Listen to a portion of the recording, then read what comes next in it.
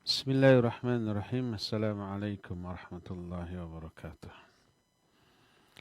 Alhamdulillahilladzi anzala as-sakinata fi qulubil mu'minin liyazdadu imanan ma'a imanihim. Walillahi junudus samawati wal ard wa kana Allahu aliman hakima. Wa ashhadu an la ilaha illallah wahdahu la syarika lah إقرارا به وتوحيدا وأشهد أن محمدا عبده ورسوله صلى الله عليه وعلى آله وأصحابه وسلم تسليما مزيدا وبعد. Para pendengar radio Tarbiyah Sunnah Bandung di mana saja Anda berada, khususnya para anggota Majelis Ta'lim Mumtaz Indonesia, para alumni umroh dan haji di bawah pengelolaan Travel Mumtaz Indonesia ataupun Nasratul Ummah, di mana saja Anda berada. Juga para pendengar beberapa radio lain dan pemirsa TV manapun yang ikut gabung, dan juga para netizen melalui akun manapun di mana saja Anda berada. Alhamdulillah, kembali kita berjumpa untuk melanjutkan kitab Ad-Da'u wad-Dawa susunan Al-Imam Ibnu Qayyim rahimahullahu ta'ala. Kita sedang membicarakan beberapa dampak buruk dari dosa. Salah satu di antara dampak buruk dari dosa adalah dosa itu menjadi sumber kehinaan. Maknanya pelaku dosa, pelaku maksiat akan dihinakan oleh Allah Azza wa Jalla. Karena kemuliaan dan kehinaan itu di tangan Allah. Allah lah yang membuat seseorang menjadi hina atau menjadi mulia. Wa tu'izzu man tasya' wa tudhillu man tasya'. Engkau memuliakan siapa saja engkau kehendaki untuk engkau muliakan. Dan engkau menghinakan orang-orang yang engkau kehendaki untuk engkau hinakan. Dalam doa kunut witir, ada satu kalimat yang kita baca, Allahumma hdina fi man hadait wa afina fi man afait, dan seterusnya sampai pada kalimat bahwa Allah Azza wa Jalla akan memuliakan orang-orang yang bermualah dengan Allah dan menghinakan orang-orang yang memusuhinya. Jadi yang membuat orang-orang itu menjadi mulia atau menjadi hina adalah Allah. Nah, kemuliaan di tangan Allah Azza wa Jalla. Allah berfirman, "Man kana yuridul izzata falillahil izzatu jami'an." Siapa yang menginginkan kemuliaan, maka kemuliaan itu semuanya milik Allah. Walillahil izzatu walirasulihi walil mu'minin. Milik Allah lah kemuliaan itu, dan milik Rasulnya, dan juga milik seluruh orang-orang yang beriman. Siapa yang akan Allah muliakan? Adalah orang-orang yang mentaatinya. Beriman, beramal soleh, beribadah, meningkatkan kualitas takwa, makin iman, makin bagus amal soleh, makin takwa, makin mulia. Inna akramakum indallahi atqakum. Orang yang paling mulia di antara kalian di sisi Allah adalah orang yang paling bertakwa. Makanya orang-orang yang Allah muliakan adalah orang-orang yang loyalitasnya tinggi kepada Al-Quran dan As-Sunnah. Hadis sahih riwayat Imam Muslim menyatakan, Innallaha yarfa'u qawman bihadzal kitab wa yadha'u bihi akharin. Sungguhnya Allah akan mengangkat derajat kemuliaan suatu kaum karena kitab Al-Quran ini. Al-Quran ini dipelajari, diyakini, dibenarkan, difahami, diamalkan, diaplikasikan, dan didakwahkan, diperjuangkan, maka Allah muliakan dia. Wa yadha'u bihi akharin. Dan Allah menghinakan kaum yang lain yang merendahkan Al-Quran.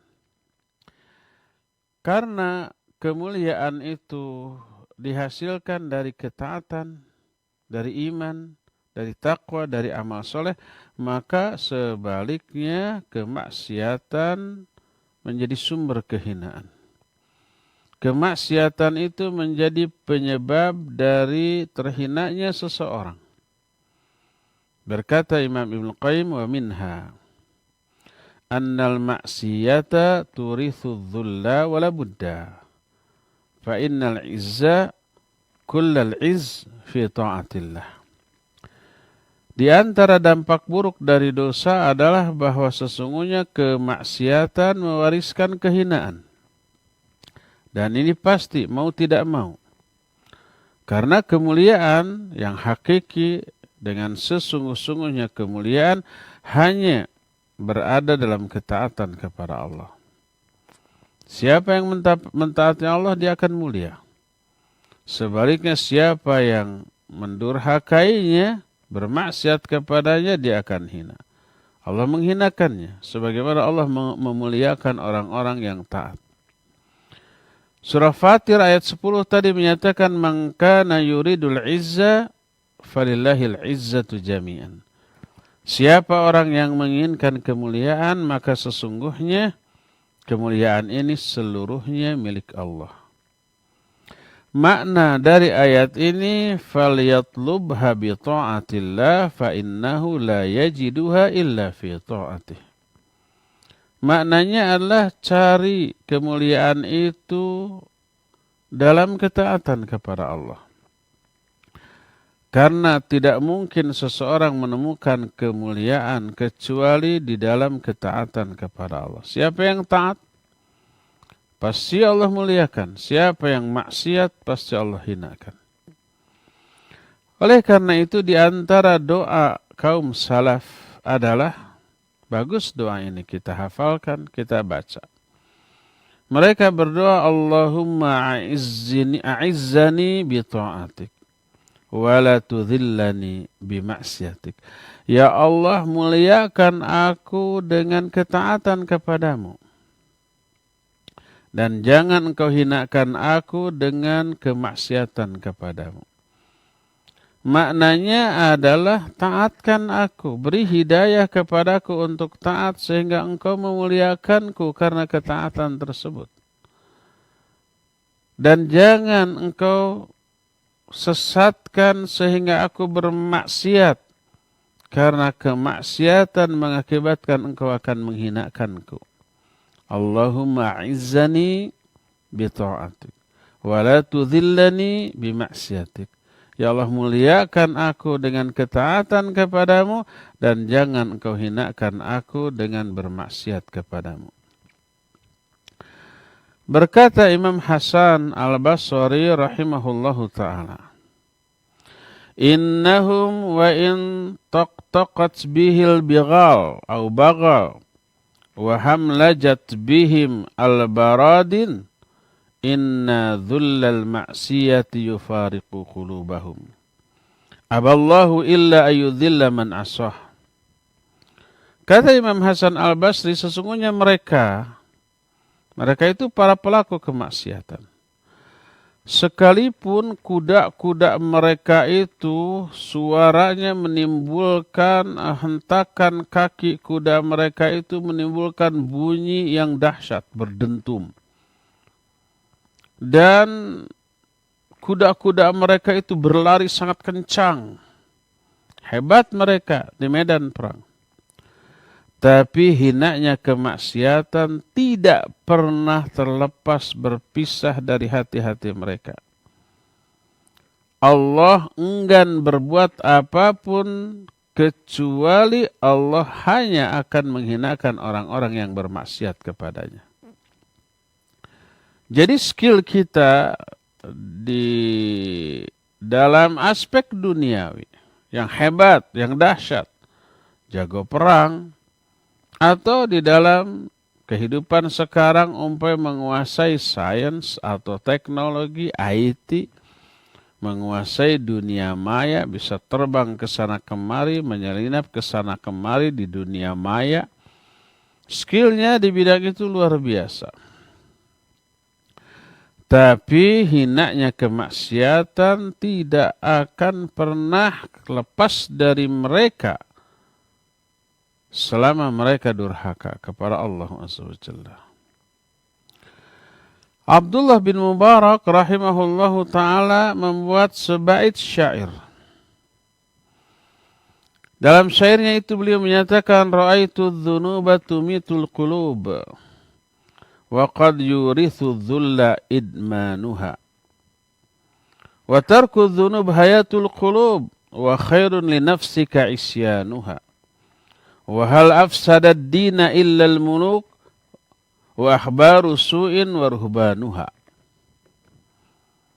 Jadi apa bait pertamanya berakhiran ba, kulub, muluk, gitu ya. Yang kedua ha, idmanuha, isyanuha, ruhbanuha. Ra'aitu dzunub tumitul qulub. Aku melihat dosa-dosa itu mematikan hati. Wa qad yurithu dhulla idmanuha. Membiasakan, melakukan kemaksiatan terus-menerus, mewariskan kehinaan. Wa turku dzunub hayatul qulub. Sedangkan meninggalkan dosa itulah kehidupan bagi hati. Kalau dosa ditinggalkan, otomatis dia tobat, istighfar, melakukan ibadah, amal soleh, dan kebaikan. Itu yang membuat hati kita hidup.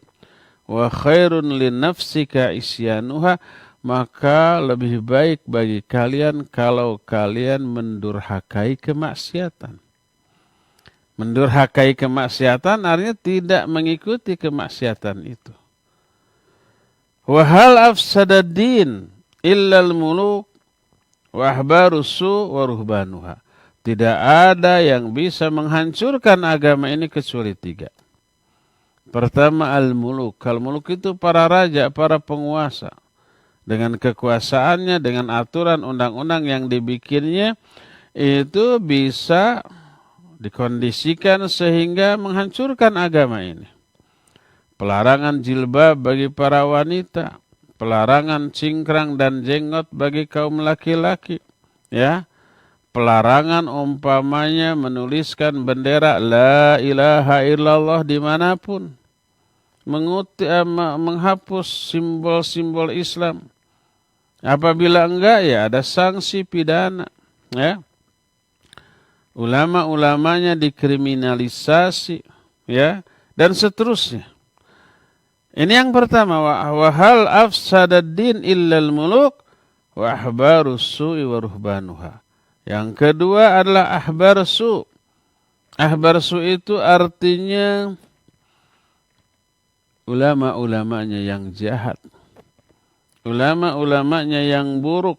Wa ruhbanuha, dan rahib-rahib, ahli-ahli ibadah. Rahib ahli ibadah ada yang buruk, ada. Buruk apanya? Buruk perilakunya, karakteristiknya. Menukar agama untuk kepentingan dunia, dan ini banyak.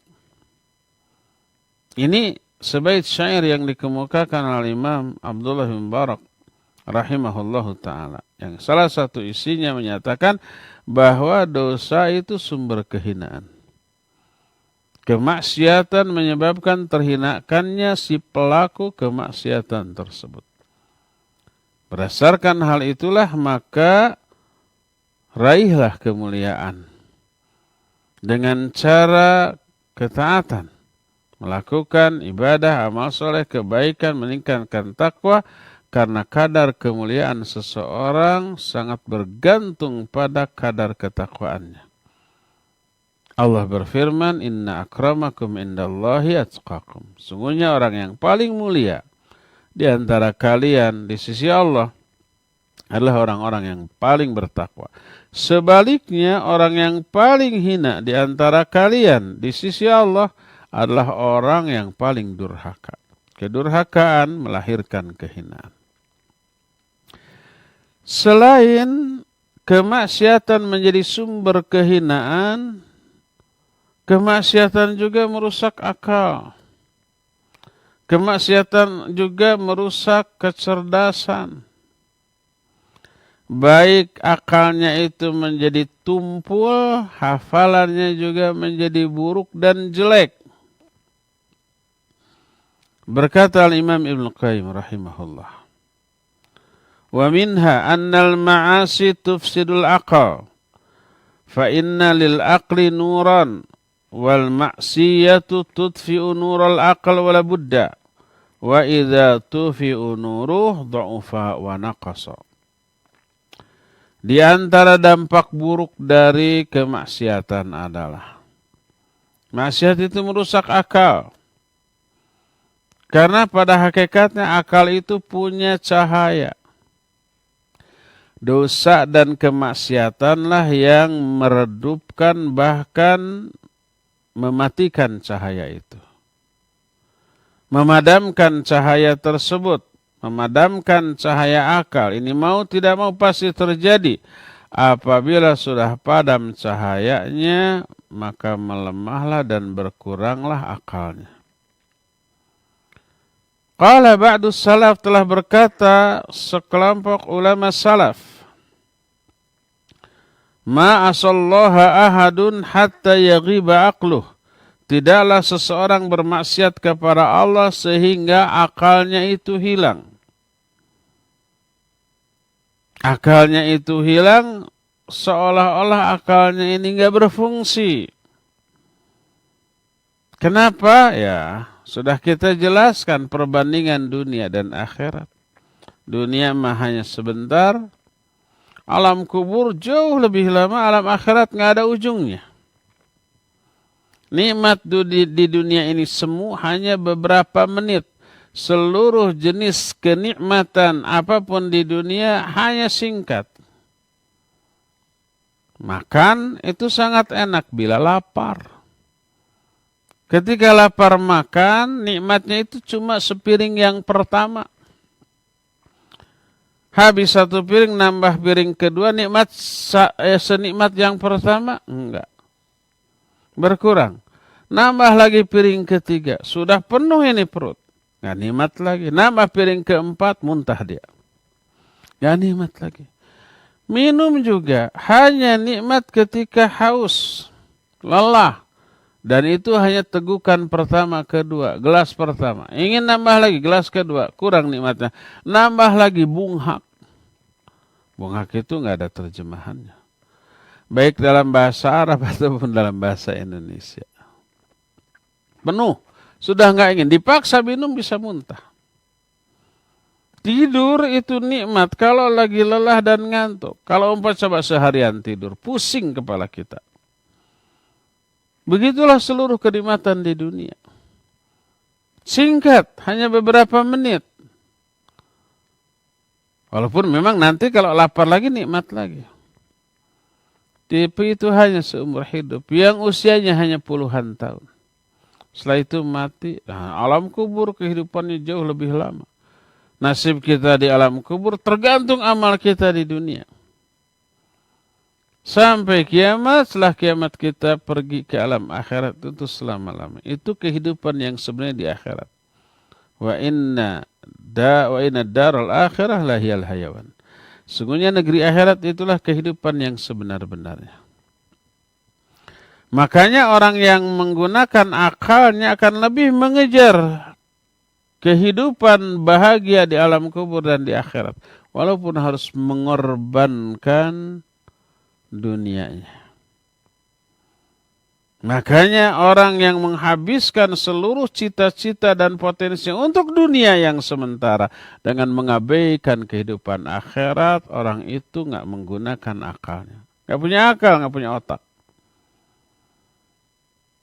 Berkata Imam Ibn Qayyim, wa hadha zahirun fa innahu law hadarahu aqluhu lahajazahu anil ma'siyah wa huwa fi qabdatir rabbi ta'ala wa tahta qahrih wa huwa muttali'un alaih wa fi darihi wa ala bisbasatihi wa malaikatuhu syuhudun alaihi nadhiruna ilaih wa wa'idul Qur'an yanha wa wa'idul iman yanha wa wa'idul mauti yanha ووعد النار ينهاه والذي يفوته بالمعصية من خير الدنيا والآخرة أضعف ما يحصل له من السرور واللذة بها فهل يقدم على الاستهانة بذلك كله والاستخفاف به ذو عقل سليم.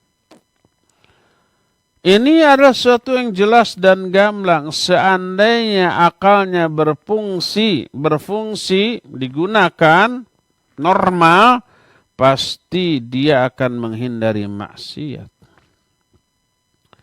Bagaimana tidak? Hidupnya itu berada dalam genggaman tangan Allah. Dikuasai oleh Allah. Selalu diawasi, diperhatikan oleh Allah Azza wa Jalla. Dia hidup di negeri yang Allah buat. Sementara para malaikat menyaksikan dan melihat, bahkan mencatat. Idh yatalaqqal mutalaqqiyan anil yamini wa anil shimali qa'id. Ma yalfidhu min qawlin illa ladaihi raqibun atid.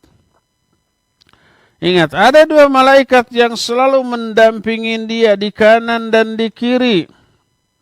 Tak ada satupun kata yang terucap dari mulut. Kecuali di sampingnya itu ada Raqib dan Atid, siap mencatatkan apa yang keluar dari mulut dan apa yang dilakukan oleh anggota tubuhnya.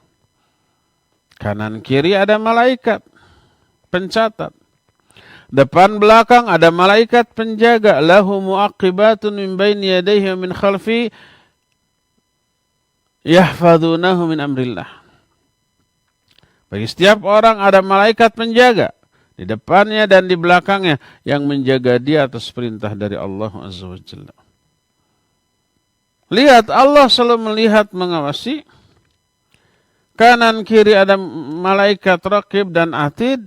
Depan belakang ada malaikat hafadhah atau malaikat penjaga. Ada juga malaikat qarin.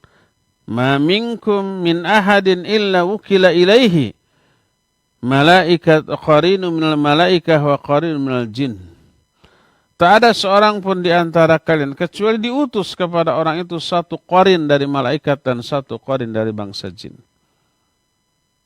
Belum lagi kita berdoa atau berzikir dengan zikir tertentu yang menyebabkan Allah mengirim malaikat untuk menjaga lagi.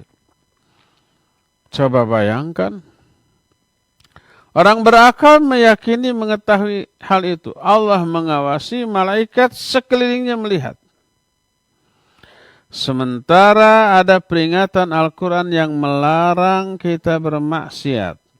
Iman kita melarang kita bermaksiat. Kematian melarang kita dari maksiat. Neraka juga mengancam kita dari bermaksiat.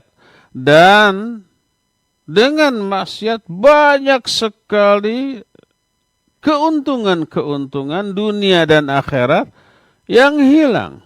Kelezatan dalam beribadah. Semangat dan nikmatnya beramal soleh dan bertaqarrub kepada Allah Subhanahu wa ta'ala. Itu hilang dengan dosa dan maksiat. Makanya jangan heran kalau dengan dosa dan maksiat menjadi enggan melakukan ibadah dan amal soleh. Karena apa? Semangatnya mengendur, melemah, bahkan hilang. Lebih semangat kepada dosa dan maksiat yang lain. Maka apakah orang yang berakal dengan akal yang sehat dan selamat akan lebih mengemukakan dunia fana dan hina daripada kemuliaan akhirat dan amal soleh? Enggak. Itu yang pertama. Maksiat mengakibatkan akal ini rusak sehingga tidak bisa berpikir secara rasional, secara realistis. Coba bayangkan umpamanya. Ini ada makanan enak. Enak, lezat. Murah meriah. Tapi mengandung isi kandungan yang menyebabkan kita nggak bisa lagi makan makanan yang lebih enak, yang lebih sehat. Umpamanya daging, kambing atau apapun ya. Umpamanya durian, simontong. Simontong merek bukan? Bukan ya, jenisnya. Yang apabila dimakan ya harum, ya manisnya itu nyelekit sampai ke hati. Kebayang-kebayang umpamanya ya. Dan makanan-makanan enak lain dan juga bergizi. Itu nggak boleh lagi dimakan. Hanya karena makan yang tadi. Makanan yang tadi umpamanya apa? Bala-bala, gorengan. Enak sih, murah meriah. 1.000 di Selat Saum 500 itu. Ada yang 1.000 tergantung ukuran. Enak. Akibatnya apa? Kolesterol naik. Tensi naik. Kadar gula naik. Setelah semuanya naik, asam urat naik, kata dokter, Afwan, nggak boleh makan kambing. Terutama yang masih hidup. Satenya, gulainya, tongsengnya, nggak boleh. Durian nggak boleh. Semua yang enak-enak nggak boleh. Masak, jangan pakai garam. Garam ini bisa meningkatkan tensi gitu ya, dan semuanya. Mengentalkan darah, itu berbahaya bagi kesehatan. Jadi nyayur, hambar aja. Nggak boleh ada lemak-lemaknya. Bening saja begitu. Akibat memakan satu jenis makanan yang kita rasa enak, mengakibatkan makanan lain yang jauh lebih enak, bergizi, manfaat, jadi nggak boleh bagi kita. Orang yang berakal akan berpikir 1.000 kali untuk makan makanan yang tadi. Ngapain makan ini? Mending makan itu yang sehat-sehat dan enak-enak. Asal ada uangnya. Maksiat itu kayak begitu. Ketika diamalkan sesaat, mungkin menyenangkan. Tapi berakibat kelezatan ibadah. Kenikmatan bertakarub kepada Allah Azza wa Jalla, semangat untuk ibadah dan amal soleh serta melakukan kebaikan hilang dari diri kita. Makanya maksiat merusak akal. Ini yang pertama. Kedua, yang dimaksud maksiat merusak akal menyangkut juga kecerdasan dan daya hafal. Kecerdasannya menurun, nggak cerdas lagi. Daya hafal juga menurun, jadi susah hafalnya. Kena dengan penyakit hese hafal gancang poho. Itu mah ada terjemahannya. Susah hafal, mudah lupa. Dan sebaliknya, kalau ketaatan mencerdaskan otak, membesarkan, menerangi hati dengan imannya,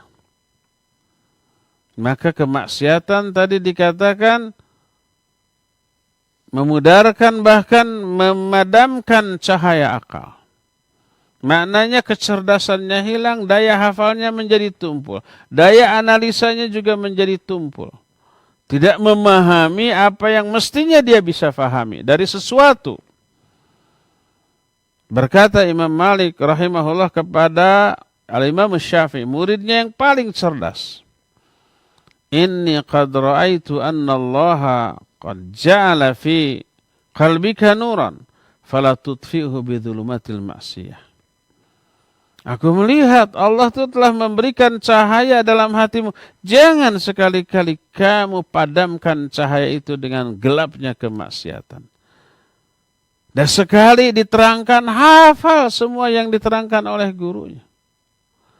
Kalau membaca buku, ada 2 halaman. Halaman berikutnya itu harus ditutup dulu. Kenapa? Kalau enggak kelirik itu langsung kehafalkan. Hanya 1 kali baca, udah hafal sudah. Kecerdasan Imam Syafi'i rahimahullah luar biasa. Maka Imam Malik menyatakan, Inni ra'aitu anna Allah qad ja'ala fi qalbika nuran fala tudfi'hu bidhulumatil ma'siyah. Aku melihat bahwa Allah telah memberikan cahaya dalam hatimu, jangan kamu padamkan cahaya ini dengan gelapnya kemaksiatan. Ketika bermaksiat, maka hilanglah sebagian hafalannya. Dan ini juga teralami oleh Imam Syafi'i rahimahullah. Sehingga beliau curhat kepada gurunya yang namanya Imam Waqi'. Dan Imam Waqi' memberikan saran. Tinggalkan maksiat. Karena ilmu itu cahaya. Dan cahaya Allah tidak akan diberikan kepada ahli maksiat. Pengalamannya ini beliau abadikan dalam sebaik syair. Al-Imam Syafi'i dalam kitab Dewan Syafi'iyah. Dalam syair itu beliau menyatakan, syakautu ila Waqi' su'a hifzi. Fa'arsyadani ila tarkil ma'asi. Wa akhbarani bi anal ilma nuran wa nurullah la yuhdalil asi. Aku curhat, mengeluh, konsultasi kepada guruku namanya Imam Waqi' tentang buruknya hafalanku. Syakautu ila Waqi' su'a hifzi. Aku curhat kepada Imam Waqi' tentang buruknya hafalanku. Wa arsyadani ila tarkil ma'asi. Lalu beliau memberikan petunjuk, bimbingan, nasihat kepadaku agar aku meninggalkan maksiat. Wa akhbarani bi anal ilma nurun wa nurullah la yuhdal asi. Lalu beliau menerangkan kepadaku bahwa sungguhnya ilmu itu cahaya dan cahaya Allah tidak akan diberikan kepada orang-orang yang maksiat. Turunlah daya hafalnya, turunlah kecerdasannya, turunlah daya analisanya. Karena dosa dan kemaksiatan. Termasuk kata Syekh Muhammad Shalih Al-Utsaimin rahimahullah, firasat. Firasat kita akan tajam dengan iman, ibadah, amal soleh dan ketakwaan, dan akan tumpul. Dengan apa? Dengan kemaksiatan. Beliau mengambil dari sebuah ayat yang terdapat dalam surah Al-Anfal ayat 28. Ya ayyuhalladzina amanu in tattaqullaha yaj'al lakum furqana wa yukaffir ankum sayyi'atikum wa yaghfir lakum. Wallahu dzul fadlil azim. Hai orang-orang yang beriman, kalau kalian bertakwa kepada Allah, Allah akan berikan kepada kamu furqan. Furqan ini ilmu. Ketakwaan memudahkan orang itu dalam memahami ilmu. Wattaqullah wa yu'allimukumullah. Bertakwalah kalian kepada Allah, Allah akan berikan ilmu kepada kalian. Artinya memudahkan kita untuk mempelajari, memahami suatu ilmu. Nah, termasuk firasat, termasuk daya analisa. Ketika turun Al-Quran, surah yang terakhir turun Al-Ma'idah ayat ketiga. Al-yawma akmaltu lakum dinakum wa atmamtu alaikum ni'mati wa raditu lakumul islam madina. Pada hari ini aku telah sempurnakan bagimu agamamu. Telah aku genapkan bagi kalian nikmatku dan telah aku ridhoi Islam sebagai agamamu. Ayat ini turun menjelaskan Islam sudah sempurna. Para sahabat semua riang gembira. Oh, agama kita sudah sempurna. Karena sebatas itu yang mereka fahami dari ayat ini.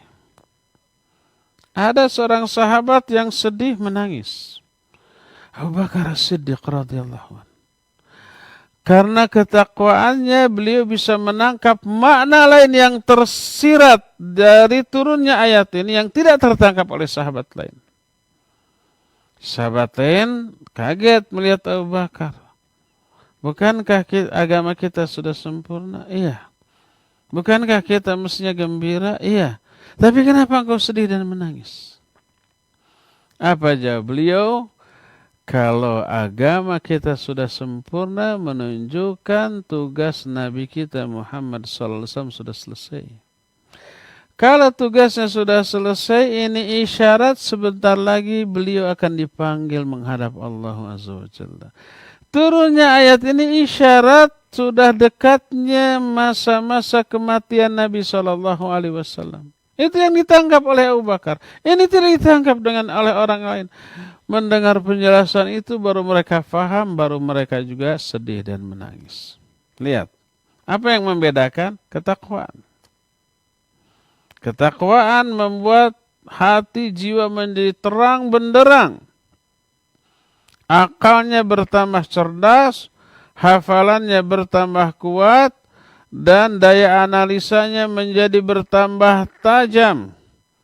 Dia memiliki kelebihan cepat hafal, susah lupa.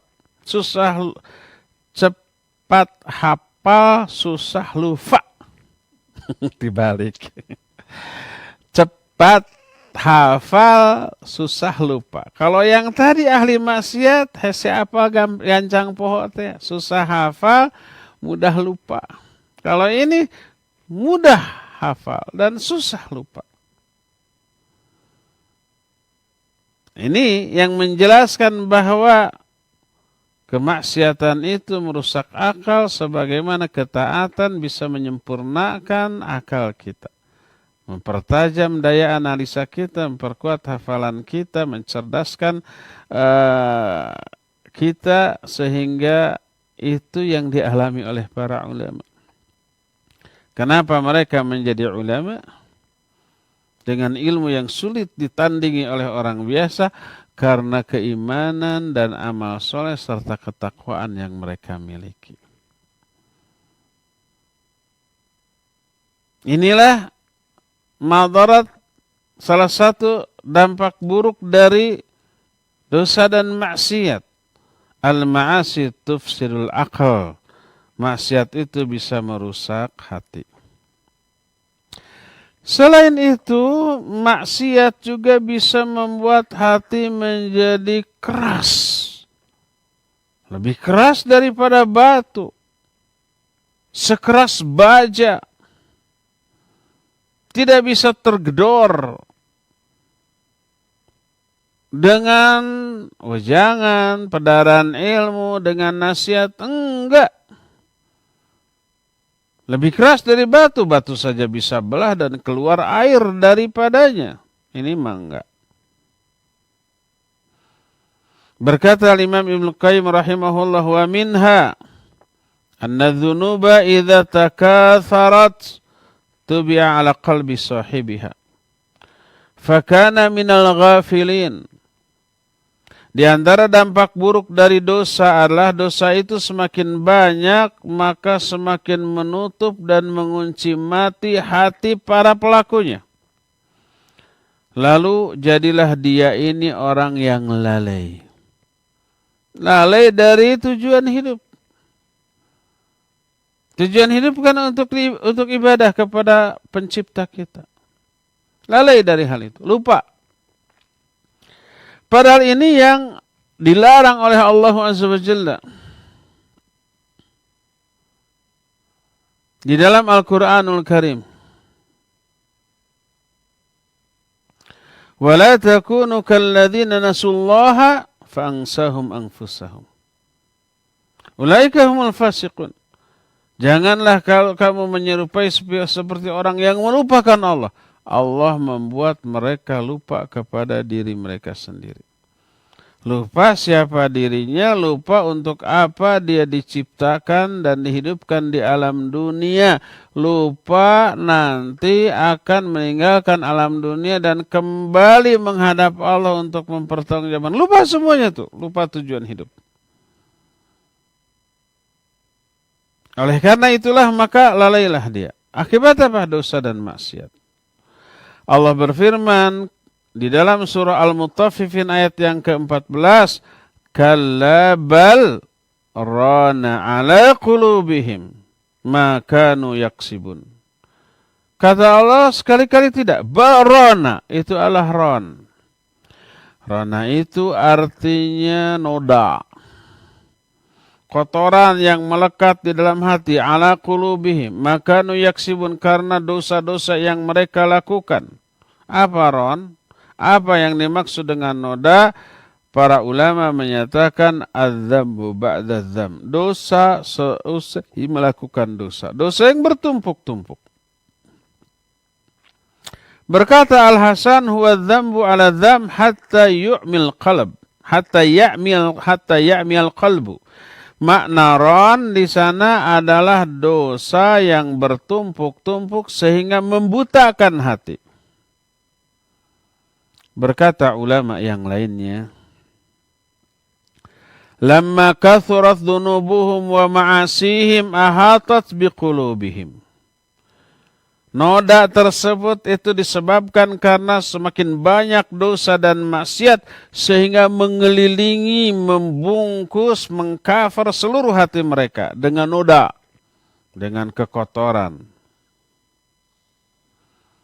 Berkata Imam Ibnu Qayyim, wa aslu hadza annal qalba yasda'u minal ma'siyah.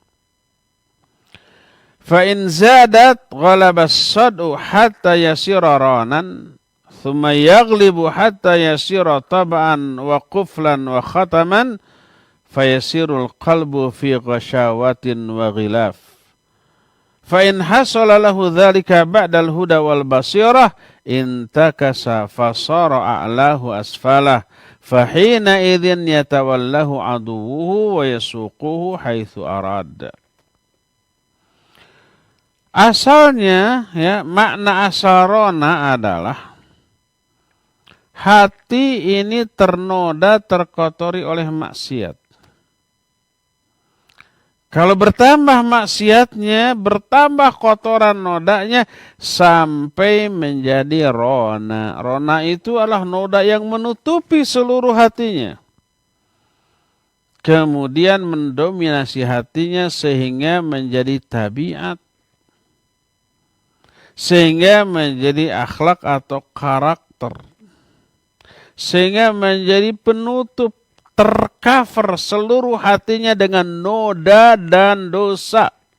Dosanya mengcover, menutupi seluruh hatinya. Maka hatinya menjadi tertutup. Kalau ini terjadi setelah dia memperoleh hidayah, kemudian melakukan dosa sehingga tertutup hatinya, maka terbaliklah kondisinya. Bisa jadi yang benar dianggap salah, yang salah dianggap benar, yang sunnah dianggap bidah, yang bidah dianggap sunnah. Yang adat dianggap syariat, yang syariat dianggap adat. Kalau syariat dianggap, oh itu mah adat Arab.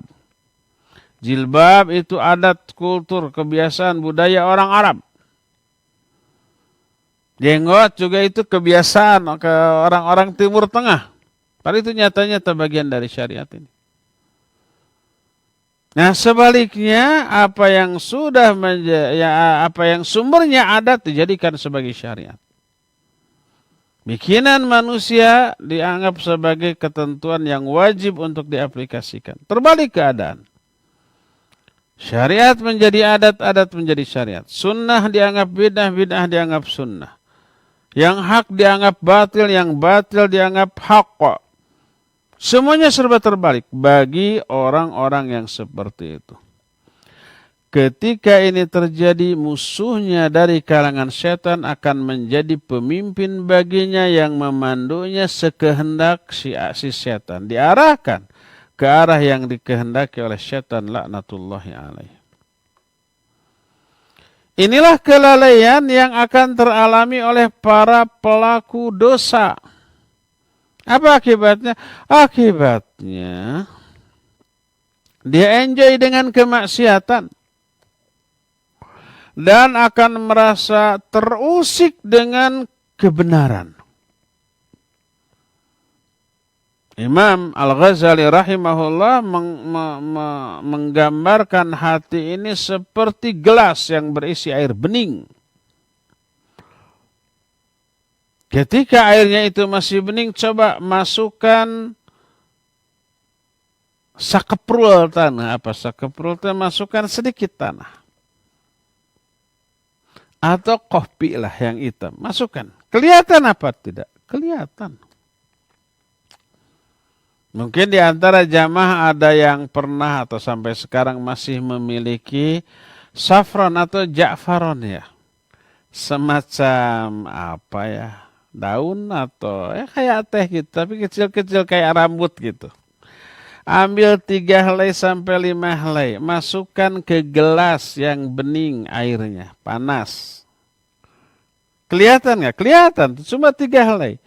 Lama-lama larut menguning coklat. Minum. Kelihatan. Mananya apa? Kalau orang hatinya bersih. Bersih dari dosa. Karena keimanan, ketakwaan, ibadah, dan amal soleh bersih. Ketika melakukan sedikit kesalahan saja, dia akan sadar. Dia akan tahu, aduh ini kesalahan. Ingin segera diapain? Ingin segera dibersihkan. Tahu banyak segelas air bening, ada satu semut yang masuk, pas mau dibunuh itu ada semut kelihatan. Semutnya kecil. Mau nggak? Berani meminum? Nggak. Harus dibuang dulu itu semut. Setelah bersih baru mau minumnya. Kelihatan, sekecil apapun kotoran. Tapi coba kalau umpamanya gelas yang berisi air bening itu masukkan sedikit kopi, kucek. Jadi agak keruh. Kelihatan kan? Tambah lagi setengah sendok kopi, tambah keruh. Tambah lagi sesendok kopi lagi, tambah keruh hitam. Setelah hitam begitu, ambil 1 sendok tanah, masukkan, kucek. Kelihatan nggak tanahnya? Enggak. Aromanya aroma kopi. Warnanya warna kopi gitu ya. Rasanya juga rasa kopi. Padahal itu tanah. Nggak kelihatan lagi, enjoy aja. Itulah gambaran hati. Hati yang tadinya bersih. Melakukan dosa dan kemaksiatan berubah menjadi agak keruh.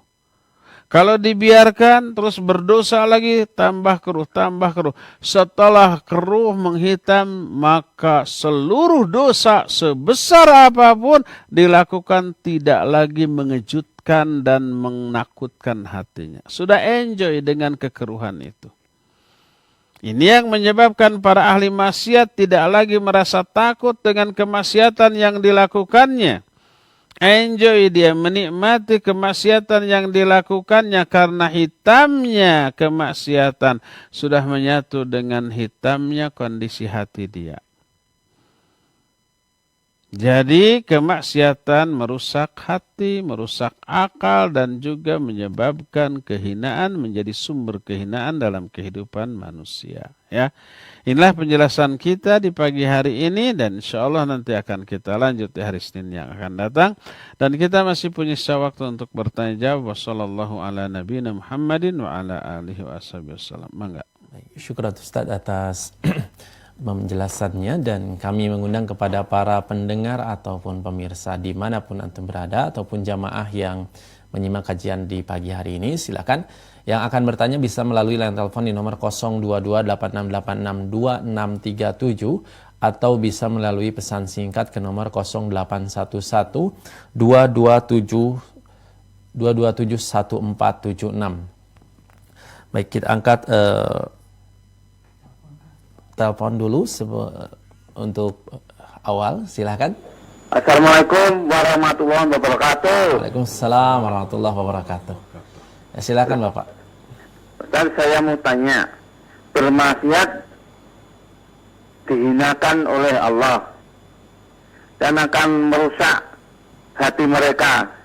Apakah yang menyebabkan selalu orang bermaksiat itu berbuat terus menerus dan menjadi akalnya rusak dan hilang kecerdasannya? Sekian, assalamualaikum warahmatullahi wabarakatuh.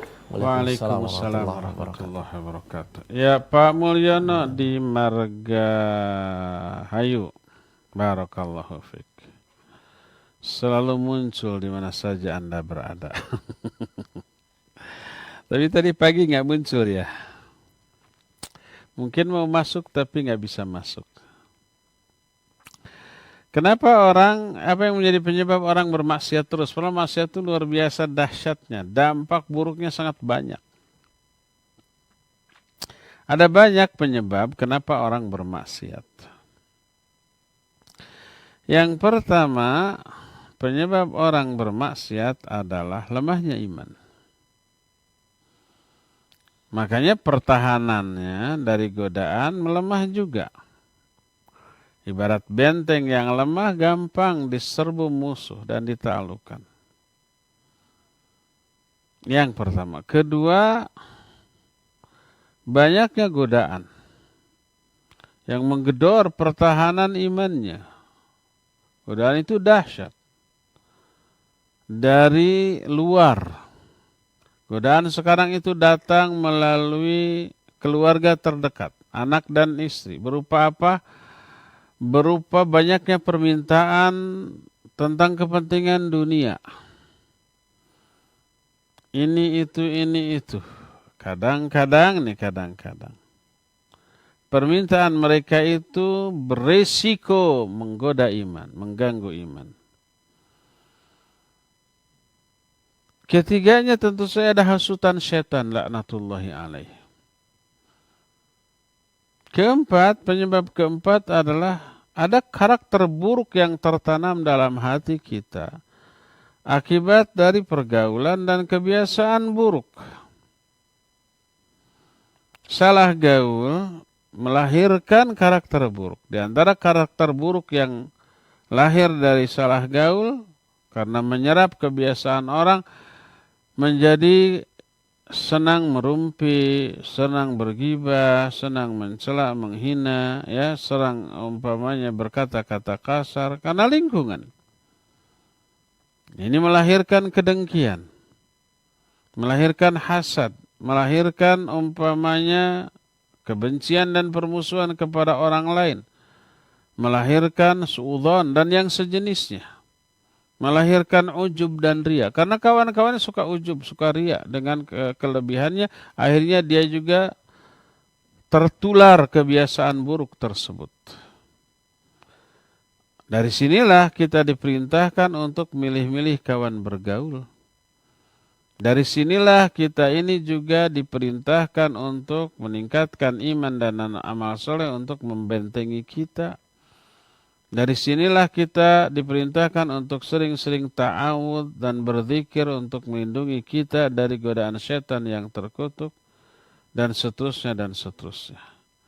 Jadi itulah beberapa sebab-sebab yang diterangkan secara ringkas kenapa orang berdosa dan bermaksiat. Wallahu a'lam.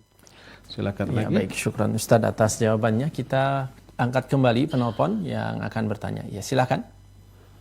Halo, Assalamualaikum Ustaz. Waalaikumsalam warahmatullahi wabarakatuh. Dengan Ibu siapa di mana? Halo, Ya, Ya, silakan. sudah Bu. masuk Ibu, silahkan. saya Ustaz. Ya, silakan. Ya, silakan. Pertanyaannya Ustaz. Nah, kalau kita ngedumel gitu ya Ustaz, misal ada sesuatu gitu, kita ngomong sesuatu dengan ngedumel itu, misal kayak ada suara bising, itu kan berisik banget gitu, misal kayak gitu Ustaz. Apa itu suatu keburukan ya Ustaz yang menyebabkan kita menjadi hina ya Ustaz? Ya, Apa? sudah jelas Ustaz. Ngedumel. Bisa diulang Bisa sekali diulang lagi, Bu. Agak Agak ada yang kurang jelas. Iya, jangan terlalu cepat bicaranya, Bu. Sekali lagi. Pelan-pelan apa, Bu? aja, Bu. Kalau kita ngedumel Ustaz, Ngedumel, misalkan terus? mengatakan sesuatu yang kita lihat atau yang kita dengar, misalkan bising banget, misal seperti itu ya. Apakah itu menyebabkan kita menjadi, atau itu suatu keburukan yang menyebabkan kita menjadi hina ya Ustaz, karena perkataan itu ya Ustaz. Baik. Nah ya, pertanyaan keduanya Ustaz, Ya. kan apakah memberi hadiah itu kan di umumnya di daerah saya itu memberi hadiah itu dengan harta ya Ustaz. Kalau misalnya kita nggak punya harta, terus fisik juga lemah gitu, misalkan dengan tenaga juga nggak bisa. Jadi saya berpikir, saya merasa kalau saya itu nggak bisa berbuat baik kepada orang lain Ustaz, karena memberi hadiah dengan harta juga nggak punya, dengan tenaga juga fisik lemah gitu Ustaz. Nah itu bagaimana ya? Saya udah berkata-kata dengan kata-kata yang baik, tapi saya masih merasa kalau saya belum berbuat baik. Baik. Siapa ini, Bu? Lupa lagi. Ya, Udah Ustaz, itu aja. Syukran Ustaz. Assalamualaikum warahmatullahi wabarakatuh. Waalaikumsalam Assalamualaikum warahmatullahi warahmatullahi wabarakatuh. Ya, Ibu yang barusan ada 2 pertanyaan. Kalau kita melihat, mendengar, menyaksikan sesuatu yang membuat kita jengkel lalu kita ngedumel, boleh apa tidak? Apa menyebabkan kita ini akan terhina karenanya? Iya, barakallahu fiik. Tergantung ngedumelnya, Bu. Tapi yang jelas, yang harus kita lakukan, ada nggak zikir dari kejadian yang kita lihat tersebut. Kalau umpamanya ada orang lain yang tertimpa musibah dunia ataupun agama.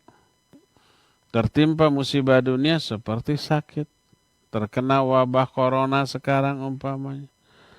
Atau musibah akhirat, musibah agama, orang terjerumus dalam dosa dan maksiat. Ada prostitusi online, ada korupsi, ada tawuran, ada penipuan, macam-macam. Maka itu musibah. Yang harus kita lakukan berdoa. Man ra'a sahibal bala. Siapa orang yang melihat orang yang terkena musibah. Lalu dia berdoa, Alhamdulillahilladzi afani mimma ibtalaka bihi wa faddalani ala katsiri mimman khalaqa tafdila. Segala puji bagi Allah yang telah menyelamatkan aku dari apa yang menimpamu dan telah memberikan keutamaan kepadaku di atas kebanyakan makhluk dengan keutamaan yang besar. Siapa orang yang berdoa dengan doa demikian, Allah akan selamatkan dia dari musibah yang menimpa orang lain tersebut. Jangan sekali-kali dicela. Ih, gitu-gitu amat. Amit-amit jabang bayi kasambrang, kapalembang, balik nama kurupuk. Jangan, nanti kita akan terkena. Jangan hina orang, jangan rendahkan orang, karena orang itu terjerumus ke dalam sesuatu. Akibatnya apa? Akibatnya nanti kita juga akan terjerumus ke dalam perbuatan yang menyebabkan kita menghina mereka. Jangan. Melihat umpamanya berita di internet, di TV, umpama ya lagi amit-amit, gitu-gitu amat. Bukan begitu harusnya. Melihat umpamanya ada orang terpapar corona, lalu kita tuh menyalahkan, itu enggak 3M sih. Makanya begitu tuh ya. Kita mah enggak akan seperti itu. Nanti kita kenal loh. Enggak boleh seperti itu. Jadi berdoalah, berzikirlah, bukan ngedumel.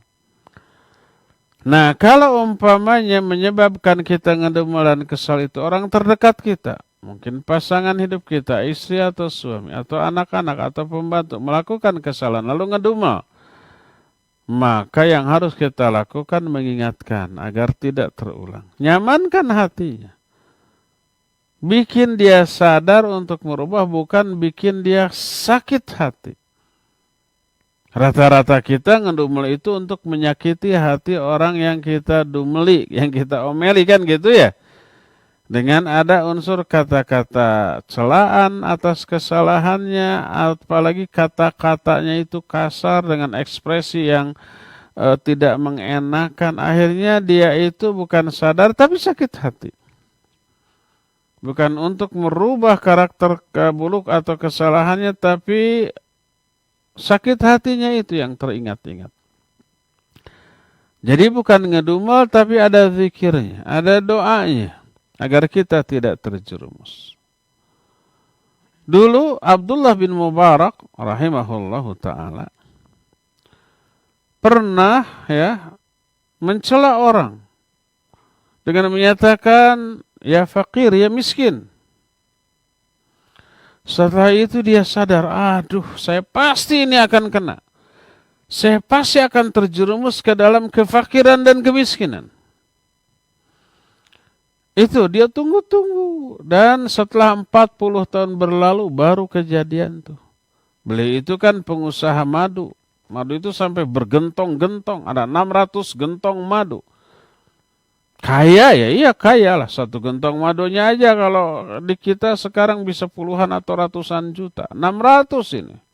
Bisa beraset miliaran. Suatu saat ada laporan dari karyawannya, ada satu gentong yang kemasukan tikus dan mati.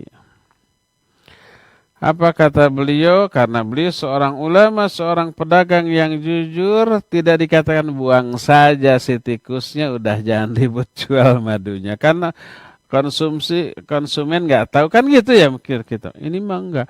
Buang itu gentong yang ada tikusnya. Nggak boleh. Siap. Yang jadi masalah adalah lupa lagi gentong mana yang sudah, si tikusnya sudah dibuang. Tapi gentongnya belum. Yang jadi masalah lupa lagi gentong mana itu. Karena semuanya gentong sama. Dilaporkan lupa lagi gentongnya. Apa kata beliau? Buang semuanya. Miliaran. Lalu beliau menyatakan ini azab bagi saya setelah 40 tahun yang lalu saya mencela orang. Coba bayangkan. Terus terang pribadi saya pernah terjerumus ke dalam celaan saya kepada orang lain. Dulu saya punya kawan, punya sahabat. Saya waktu itu masih langsing. Ada sahabat saya obesitas, gendut. Sampai mencapai 90 kilogram. Saya waktu itu 78 atau 76 gitu. Langsingnya segitu, ideal. Tinggi 173, berat 76, 78 ya lumayan, nggak gemuk. Masih bisa loncat-loncat waktu itu. Jungkir juga bisa. Di kasur. Ada kawan saya, berapa sih berat? 90. Ih, Masya Allah, amit-amit. Kayak pesumo. Apa yang terjadi? Setelah itu saya naik-naik badan sampai 94. Sampai umroh saya terakhir waktu ke Palestina kemarin itu, bulan Maret pulang itu saya timbang 94. Kayak pesumo saja ya. Saya ingat ini mungkin saya pernah mencela kawan saya dulu. Saya terjerumus melebihi dari berat yang saya celak dulu.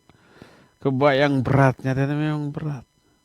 Sadar, tobatlah. Ya, jangan cela orang karena keadaannya yang kita anggap buruk baik fisik ataupun psikis karena urusan dunianya atau karena urusan agamanya. Ada zikirnya, jangan ngedumel, jangan mencela. Ya. Tapi berzikir minta perlindungan kepada Allah agar Allah tidak menjerumuskan kita ke dalam kondisi buruk orang tersebut. Setelah bulan Maret itu ya kita sadar, kemudian ada keluhan sampai ke dokter, sampai kena diabetes mellitus 2, kata dokter harus dikurangi berat badan. Baru mengatur pola makan, pola hidup. Alhamdulillah turun, sekarang jadi 82, 11 kilo turun. Dari Maret sampai berapa sekarang? Januari, hampir setahun. Enteng lagi, ringan lagi ya. Jadi jangan sampai mencela kondisi buruk orang lain tersebut ya. Wallahu a'lam bishawab. Silakan. Yang kedua apa? Memberikan sesuatu kepada orang lain. Memberi hadiah tapi tidak punya. Kalau tidak punya ya jangan maksa-maksakan. Niat baik saja insya Allah sudah Allah tuliskan. Jangan sampai untuk memberi hadiah sampai ngutang, nggak boleh. Ya. Hadiah tidak hanya dengan uang, tapi bisa dengan tenaga, bisa dengan doa, bisa dengan senyum, bahkan bisa juga infak dan sedekah dengan memberi maaf. Saya pernah menceritakan tentang seorang sahabat. Dia itu ingin infak dan sedekah seperti yang Allah perintahkan dalam Quran, dalam hadis yang sahih, tapi nggak punya apa-apa. Jihad itu dengan harta dan jiwa. Nah, pas ada suruhan jihad, dia nggak punya harta. Dia dengan tenaga, dia datang kepada Rasul SAW. Ya Rasulullah, mana barang bawaanmu biar saya yang memikulnya. Itu sebagai infak dia di jalan Allah ketika perang. Dengan tenaga. Selalu begitu. Suatu saat pas ada seruan jihad, dia datang. Ya Rasulullah, mana barang bawaanmu? Kata Nabi SAW, kali ini saya tidak membawa perbekalan apa-apa kecuali pedang. Orang ini sedih. Nggak bisa lagi berinfak di jalan Allah dengan tenaganya. Akhirnya dia ikut berangkat perang. Ketika berkemah di malam hari, kemudian sholat subuh, seusai sholat subuh, Nabi SAW menghadapkan wajahnya kepada para sahabat lalu berkata, siapa di antara kalian yang tadi malam infak? Coba angkat tangan. Sekali, nggak ada yang nyaut. 2 kali, nggak ada yang nyaut. Sampai 3 kali, orang tadi berkata, saya ya Rasulullah. Ditanya, apa sih yang kamu infakkan? Yang kamu sodakohkan tadi malam? Dia berkata, ya Rasulullah, saya tidak punya uang, tidak punya harta.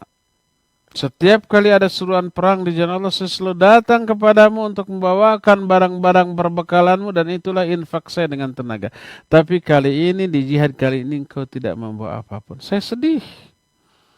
Maka tadi malam saya berdoa, ya Allah, siapa saja orang yang pernah berbuat zalim kepada saya, sengaja atau tidak sengaja, direncanakan atau tidak direncanakan, saya maafkan dosa dan kesalahan mereka, ya Allah, dan maaf saya ini menjadi sedekah saya atas mereka semua. Apa kata Nabi SAW? Abshir fa innallaha qad taqabbala sadaqatak. Berbahagialah engkau karena sungguhnya Allah telah menerima sedekahmu. Sedekahnya bukan dengan harta, tapi dengan memberi maaf kepada semua orang yang pernah bersalah kepadanya. Jadi apapun bisa disedekahkan, tidak hanya dengan harta, dengan makanan, bisa dengan kata-kata, bisa dengan tenaga, bisa dengan senyum, bisa dengan doa, bisa juga dengan memberi maaf, apapun. Selain harta, bisa kita infakkan, kita sedekahkan, kita hadiahkan kepada sesama manusia. Ya, wallahu a'lam. Silakan lagi. Kita angkat terlebih dahulu dari pertanyaan dari pesan singkat. Izin bertanya Ustadz, dari hamba Allah, ini tidak ada namanya. Ustadz, apakah boleh memberi nama kepada anak dengan nama malaikat, dan bagaimana hukumnya menonton di bioskop? Jazakumullahu khairan. Silakan Ustadz. 2 pertanyaan. Apa hukumnya memberi nama dengan malaikat? Nama anak, nama orang. Boleh apakah tidak? Baik, barakallahu fiik. Ini dibicarakan oleh para ulama tentang hukum memberi nama kepada orang dengan nama malaikat. Ulama berbeda pendapat, ada yang membolehkan karena tidak adanya yang melarang. Ada yang melarang bukan dari aspek karena adanya larangan, tapi dikhawatirkan menjadi tazkiyah atau menjadi penyebab tercelaknya nama malaikat tersebut bila orang ini melakukan perbuatan tercela. Umpamanya seseorang diberi nama Jibril. Nah, kemudian melakukan kesalahan, dasar si Jibril pika sebelena umpama. Maka sebagian ulama memakruhkan. Sebagian lagi tidak memakruhkan karena memberi nama dengan nama malaikat tak ada ubahnya, tak ada bedanya dengan memberi nama dengan nama para nabi. Dan itu sebaik-baik nama. Sebaik-baik nama adalah Abdullah, Abdurrahman, atau dengan nama-nama para nabi. Walaupun orang yang namanya nama para nabi, ada nggak yang nyebelin? Ada. Umpamanya orang namanya Muhammad. Beliau, Muhammad itu nama nabi yang paling mulia. Tapi orang yang nama Muhammad itu nyebelin. Saya benci itu kepada si Muhammad umpamanya. Padahal yang dimaksud adalah Muhammad orang itu, bukan Nabi kita SAW. Itu maka memberi nama orang dengan nama Muhammad, dengan nama Ibrahim, dengan nama Daud, dengan nama Sulaiman, nabi-nabi yang mulia, tidak terlarang, malah dianjurkan. Oleh karena itulah mayoritas jumhur ulama menyatakan dibolehkannya memberi nama dengan nama malaikat. Dan ini juga ada ulama-ulama yang dinamai dengan nama Malik atau umpamanya sahabat. Malik bin Anas umpamanya Anas bin Malik atau Malik bin Dinar, salah seorang ulama ya, termasuk Imam Malik. Tak ada seorang pun yang mempermasalahkannya. Padahal Malik adalah salah satu nama malaikat. Malaikat apa? Penjaga neraka. Ada nggak dalam Al-Quran nama Malik? Ada.